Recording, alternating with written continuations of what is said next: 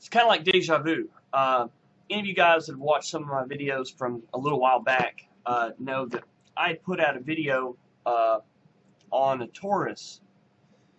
little Taurus gun that I really wasn't sure if it had the recoil springs tampered with or not, because one end of the recoil spring was just unclosed. You know how springs will be, you have they'll wind the coil spring around on itself a few times to close it off. Well, one end of it was just left open, and this spring was able to work its way out the front of the slide and just lock the gun. It seized the gun up. I mean, there was no getting it back apart without, bringing it to a gunsmith. And that's why the gun ended up with me. And so I put a video out there because I wasn't sure if that spring had been tampered with, because I couldn't imagine that a company would send out a product with an unclosed coil spring. That was just common sense would tell you that's a bad idea. Well, turns out that was how it was designed. And Mark Kresser, Taurus's CEO at the time, saw my video, reached out to me. He sent call tags for the guns, and of course they weren't able to fix the problem because it was a design issue. But what they did was put new equipment into that gun and got it running again. And then he ended up, this has nothing to do with what I'm talking about, but he ended up flying me and my business partner down to Miami, and we spent a week down there, and it was important to him to show us the changes that they were making at Taurus. And I bought into it. I mean, I really did believe him, because they were, he had really was trying to turn that company around. Well, a little bit after that, they canned him, and I think what happened was he ruffled too many feathers doing the things that needed to be done, and they canned him or I don't know, they canned him, but either way, he's not there anymore. And I called down there a few times, and since they have let him go, it seems to me that their call times for their customer service line, like, it's gone up. It doesn't seem like, it seems like things may be going back to the old ways. And I'm starting to get a lot of faith in Taurus, and I'm kind of losing it now. But back to the point here. Here we are again. We have another handgun with two uncaptured coil springs. And we'll show you what I'm talking about there. Make sure that we got some focus. See, those are uncaptured. They're not closed off. Sorry, I'm using the webcam here. Now these ends here are closed off. See, they're wound on themselves. Well, they have two coil springs inside of each other with no sheath, which means you're going to have issues with the coils rubbing against each other. So that's a bad design. This customer has had the original polymer guide rod broke on him. So Kahr, this is a CW380, and Kahr sent him a metal guide rod replacement. And then just a couple of weeks ago, he was firing it, and this uncaptured coil spring ended up protruding out the hole here. So it was sticking out, the wire was sticking out of the front of it.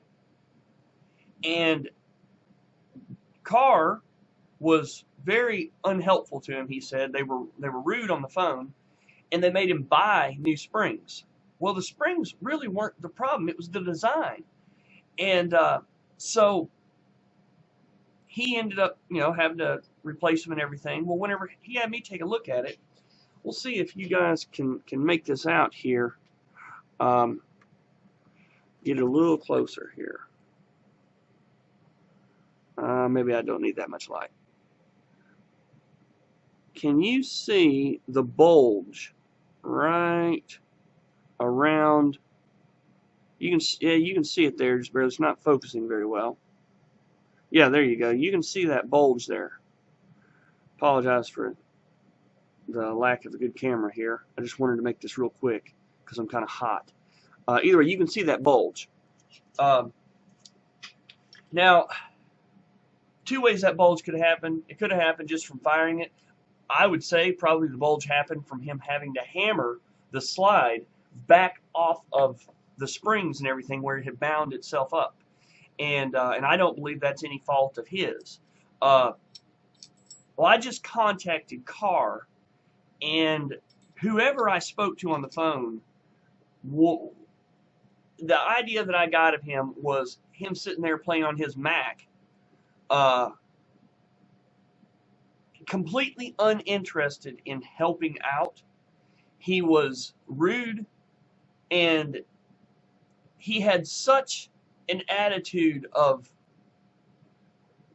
he's better than me.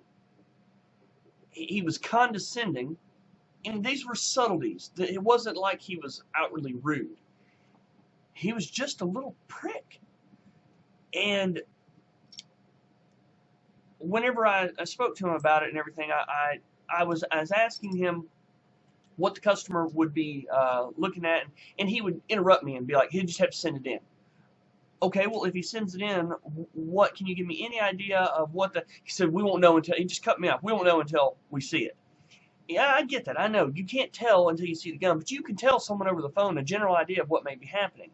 Then I asked him, trying to keep my composure, I asked him, I said, well, is this an issue that you guys are seeing? He said, there's no way that it can happen unless the springs are put on backwards.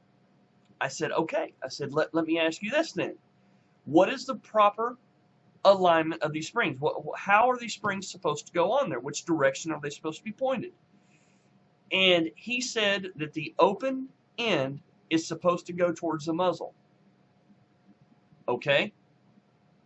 Then I asked him, I said, if that's the way it's supposed to go, and let's say you put the springs on backwards, if you put the closed ends towards the muzzle, how in the world is the open wire supposed to stick out of the muzzle end if it's not at the muzzle? You can't, the coil, the closed end can't get stuck through there. It can't uncoil. It can't go through the hole if it's on that end. Now, I see how if you had the open end towards the back here towards your breech, I can see where that would be give you all kinds of problems, because then it could go over here past the end of your guide rod and cause all kinds of problems and get bound up. The point is, he wasn't listening to me. He was running his mouth before he listened, and you know what they said in the end, he said, send it in, and if we deem that it is a warranty issue, you won't even hear from us. We'll just send it back to you repaired. And I don't like that either. Bottom line is that Kahr is known as, supposed to be known as a pretty good company. At least, you know, what common knowledge is out there, or a pretty good gun. But after hearing from him and how he said they treated him on the phone, and now, I mean, usually there's common professional courtesy among companies and gunsmiths and stuff. Whenever you call someone as a gunsmith, they tend to give you a little bit more.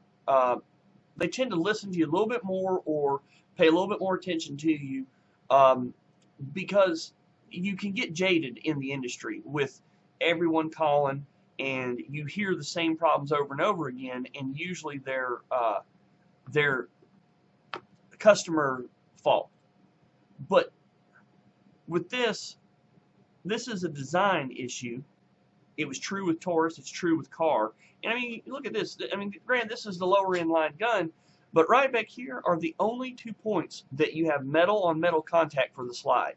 The rest of this is all polymer. You have 2 spots that's metal on metal. Whether that's good or bad, I don't know. You do have some metal rails right here, but all they are doing is just, well, I guess, you know what? Yeah, you do. I take that back. I just now looked. So you do have, they've got metal frame rails up here. I take that back. So anyways, the point is that Kahr really needs to work. You guys need to work on your customer service and get someone answering the phones that's not so condescending, and listen to the problem. If the guy would have taken the time to listen to what I was trying to tell him, he would have understood that the springs weren't on backwards. The springs are protruding from the front, and it's a design issue. So anyways, my rant is done. I hope you guys have a good Thanksgiving, and let me know what you think. Tell me if any of you guys have had an issue like this or not. Thanks, guys.